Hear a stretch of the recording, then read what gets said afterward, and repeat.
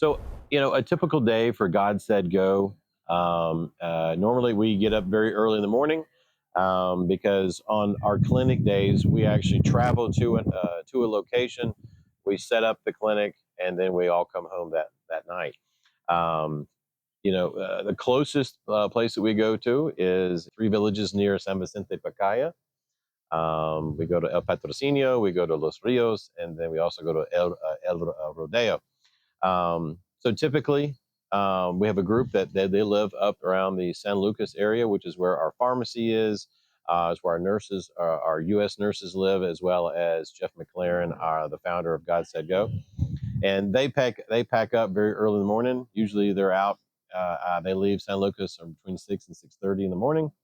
I happen to live on the southwest side of Antigua, so I don't have to get up quite as early. So they fill up one four-wheel drive truck, and then I hop in my four-wheel drive truck, and then we travel to these locations.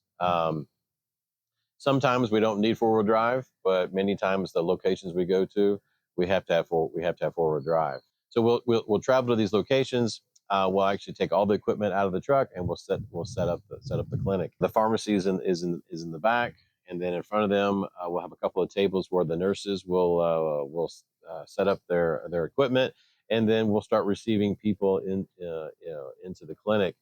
We'll do free consultations, and then they'll receive medicine, and it's a very fluid process.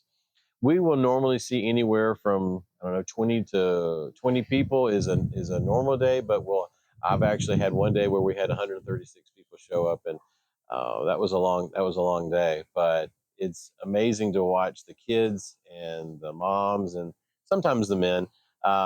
They're just so happy to receive just the love through a consultation. Um, well, if they're having, and during the consultation, we'll spend time.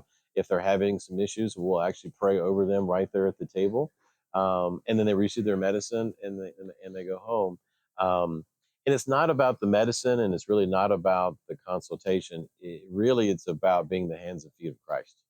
And we always tell them that yeah, yes, you're going to receive some medicine, but if you're really looking to find a new path in life, or really find healing in your life, then that's really going to be through Jesus Christ, not through this medicine. So what we try to do is all the three areas of our ministry, the clinics, the children, and the community development. We really kind of do that all at one time. So we'll show up as we take out all the equipment to do the clinic. We also, a lot of times, will have the mantas, and then a packet of a paper of coloring sheets for the kids, and we'll actually pass that to the pastor on that on the when we have the clinic there, because we have anywhere from 5 to 8 locations that we go to monthly, and then we also go to anywhere from 4 to 5 more locations that more sporadically. But so we'll hand off that information to the pastor, and then he uses that on Sundays or on Saturdays or whatever day he has his kids program. So, um, and then while we're at the clinic, the pastor and I usually will just kind of walk off, and we'll just spend some time together, and we'll talk about just what are the important things going on in his life. I don't ever talk about what kind of numbers you have in your church. I'll ask him how he's doing.